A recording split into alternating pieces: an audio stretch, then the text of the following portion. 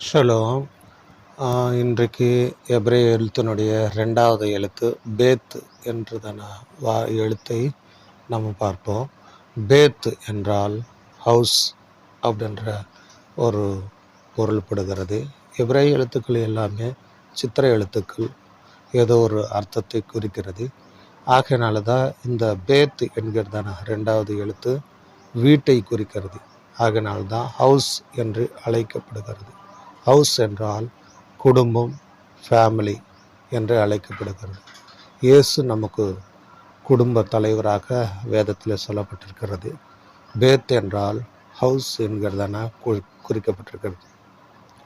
வேதத்திலே நம்ம பார்க்கும்போது ஆதியாகமம் 28:19 பார்க்கும்போது அந்த ஸ்தலத்துக்கு பெத்தேல் என்று பெயரிட்டான் என்று வேதத்தில் சொல்லப்பட்டிருக்கிறது. பெத்தேல் என்றால் தேவனுடைய வீடு.